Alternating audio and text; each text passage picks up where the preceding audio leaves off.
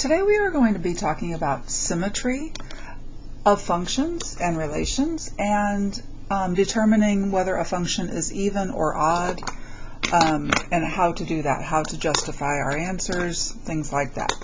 So let me grab my little highlighter here. All right, for symmetry, if you are given the graph of a relation, one way to determine symmetry, this is the way I think of it, is so if you're trying to determine if a function or a relation has symmetry with respect to the y-axis.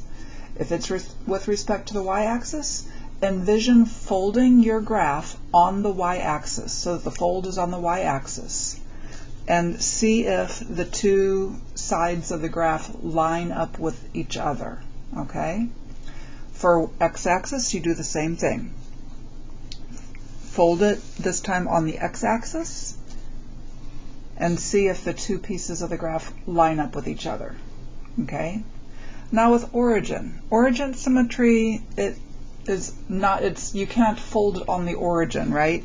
So what I do when I'm trying to determine if a function or a relation has symmetry with respect to the origin, I look at the points. I pick a point and I try to name it.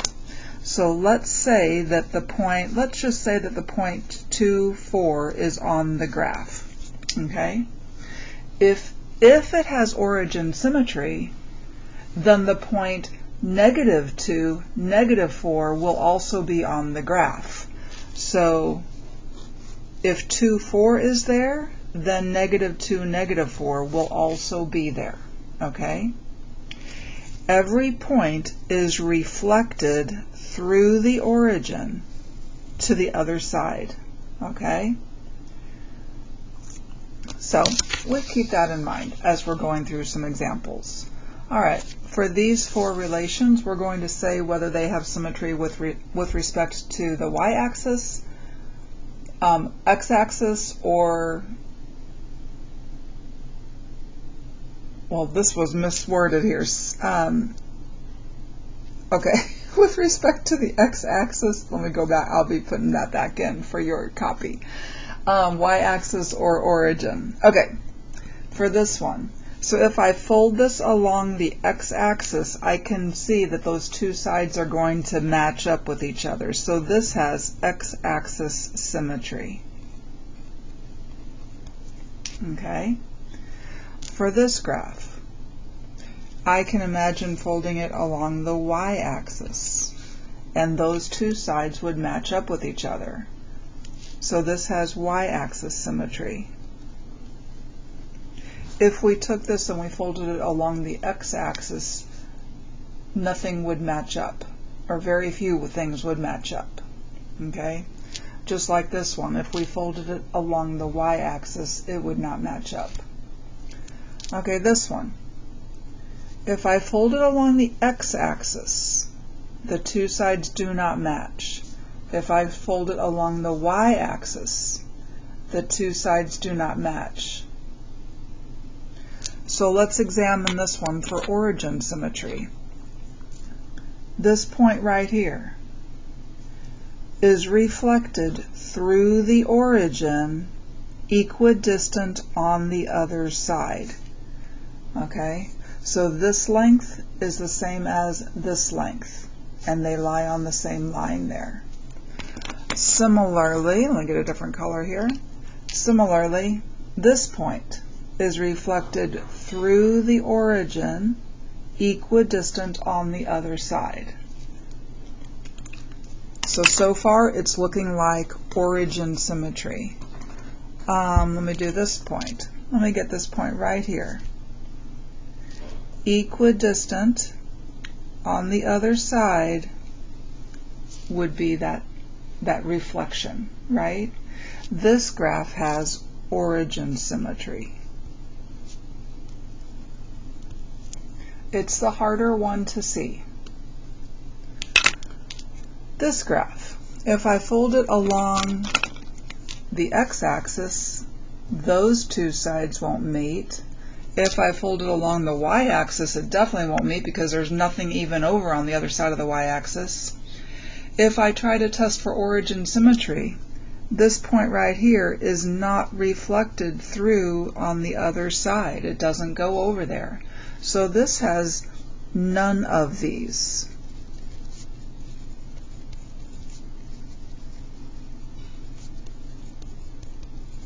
Okay? In that last one, in part D here, even though it does not have x-axis, y-axis, or origin symmetry, it does have some symmetry. It does have symmetry with respect to the line x is equal to -3.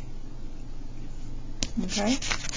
But in this section, we're not really looking at those kinds of symmetry. We're only looking at x-axis, y-axis, and origin. Okay, number 2. Part of the graph of a relation is given. Complete the graph so that each symmetry is held. So let's do y-axis symmetry first. So I'm thinking of folding this along the y-axis. So this point right here would be reflected through over the y-axis, equidistant on the other side. Here's another point. I'm finding these little points that are actually at a whole number here. So equidistant on the other side.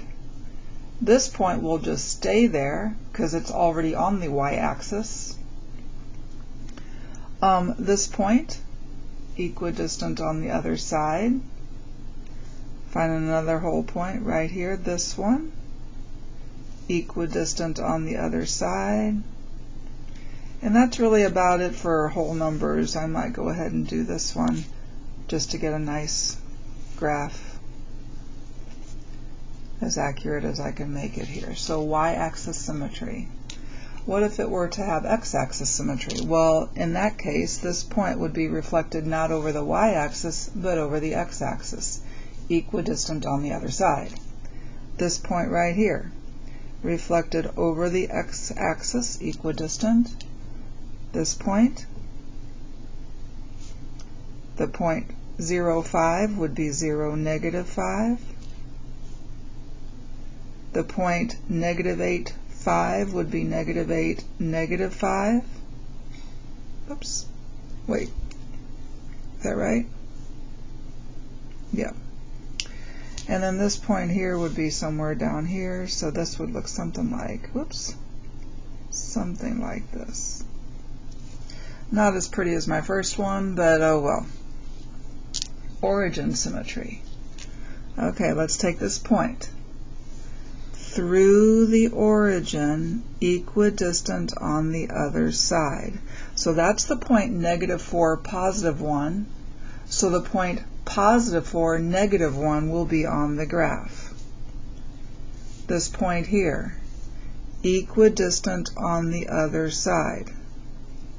It's the point -2, 2, so 2, -2 will be on the graph. 0, 5, 0, -5. Okay. This point right here is the point -6, 2, so 6, -2. This was 8, 5, I'm sorry, -8, 5, so +8, -5. So this is going to look something like this. Something like that. Okay? Origin symmetry. All right. Now let's talk about even and odd functions. An even function has symmetry with respect to the y-axis. An odd function has symmetry with respect to the origin. Neither of these is symmetry with respect to the x-axis because these are all going to be functions. And if it had symmetry with respect to the x-axis, would it be a function? No. So even and odd are functions. So only y-axis, even, and origin, odd. Okay? All right. There's a test that we do. If we are asked to justify our answer, to justify our answers,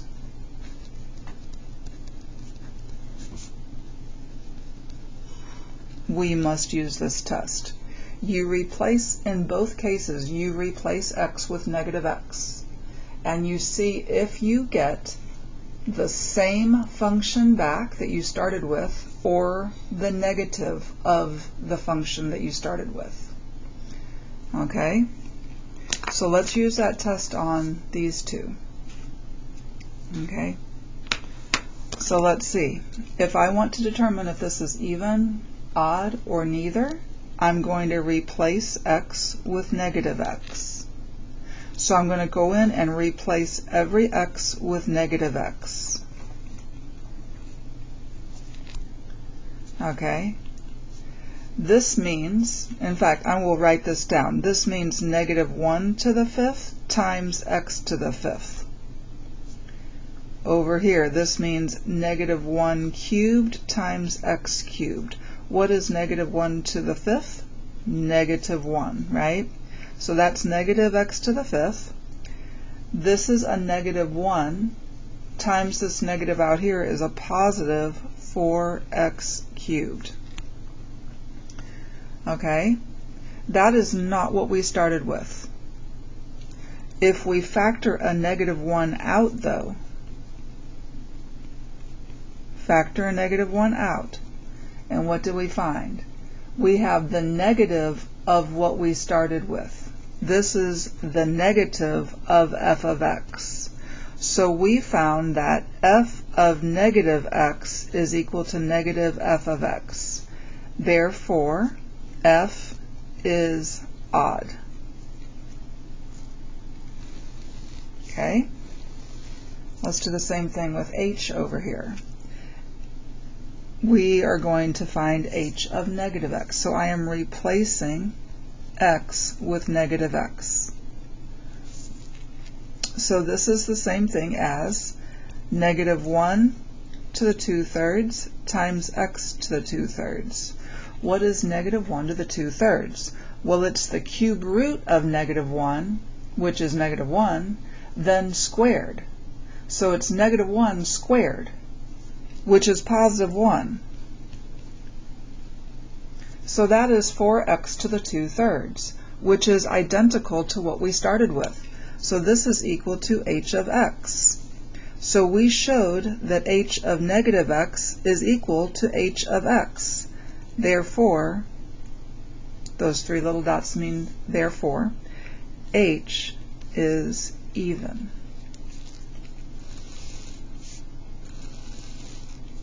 Okay? What about this graph? Even, odd, or neither? Even, odd, or neither? If we fold it along the x-axis, the two, they won't match up. If we fold it along the y-axis, it will not match up.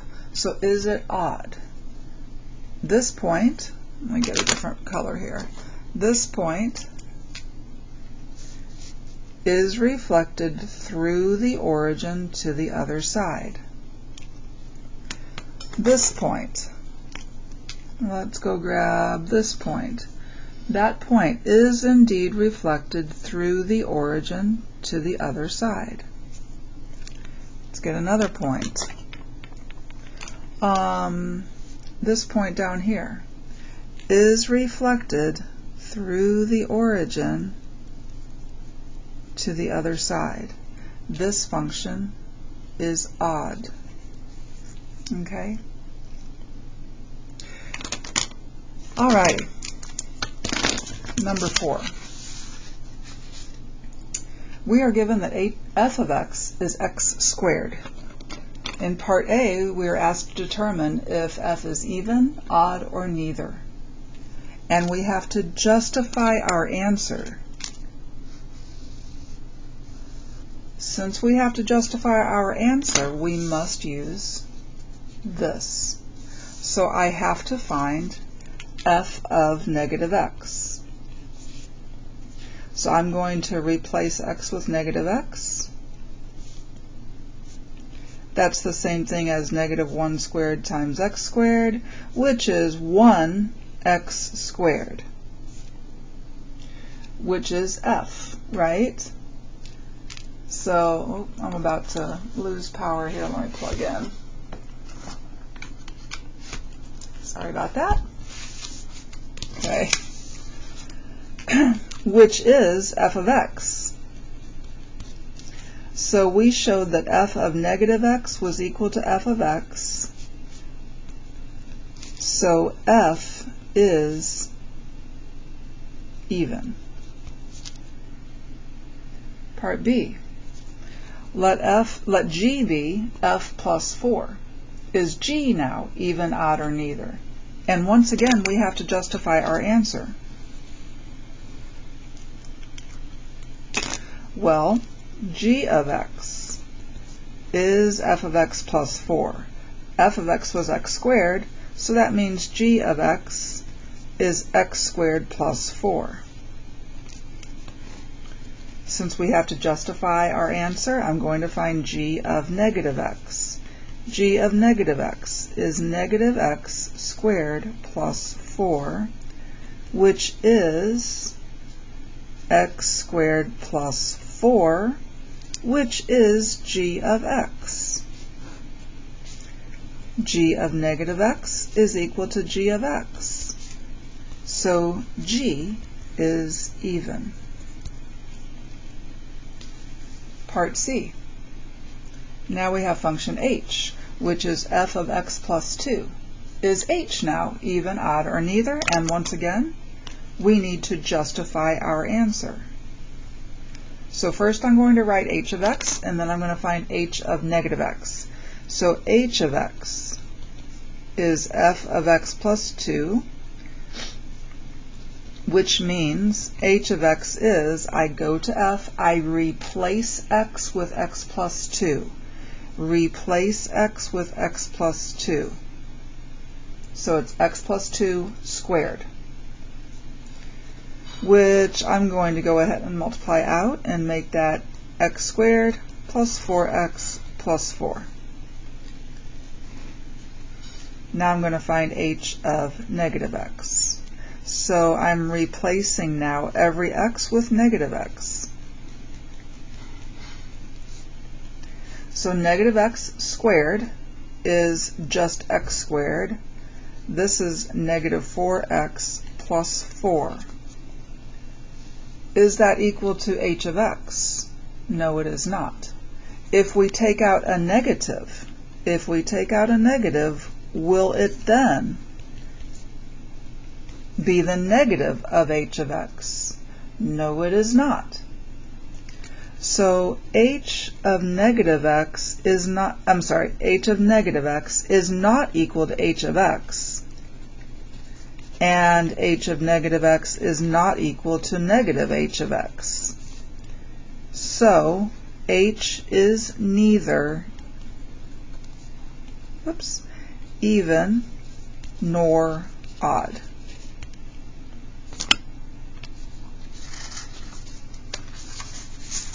Okay.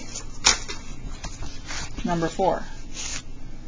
Here's a new f of x. Is f even, odd, or neither? And we need to justify our answer. Alrighty. So I'm going to find f of negative x and see if it is equal to f of x or the negative of f of x. So I'm replacing every x with negative x. Replace every x with negative x. And we get, this is going to be a negative x to the 5th. So this is negative 2x to the 5th. This is going to be a negative x cubed. So that, it's going to be a negative x cubed, but there's already a minus here, so it's going to make it a plus 8x cubed. And this is a negative x. Is that equal to f of x? No, it is not. If we factor out a negative 1, is it the negative of f of x? Yes, it is.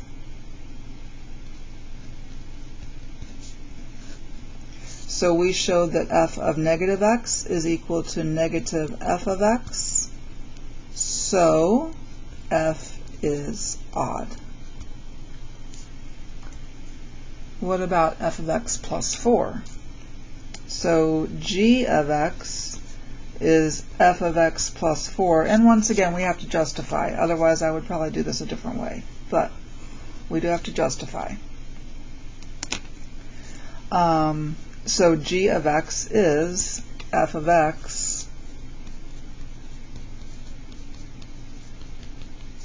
plus 4. Okay. Now I'm going to find g of negative x because we have to justify our answer. So replace every x with negative x.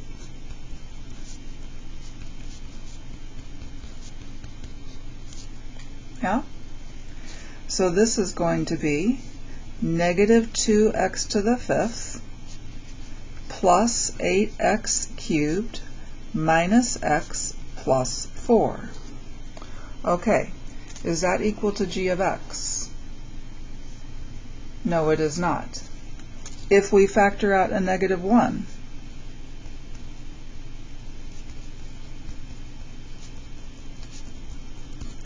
is it now equal to negative g of x? Almost. Almost. This is not g of x. If it was g of x, there would be a plus back here on the 4. So once again, g of negative x is not equal to g of x, and g of negative x is not equal to negative g of x, so g is neither even nor odd. Okay, number 5. Given that f is even, and that g is negative f of x, which of the following is true? Is g even, odd, neither, or both? Okay. So if f is even, that means that we have symmetry, f has symmetry with respect to the y-axis. Let's make a little graph that has symmetry with respect to the y-axis. Okay, that has symmetry with respect to the y-axis. G of x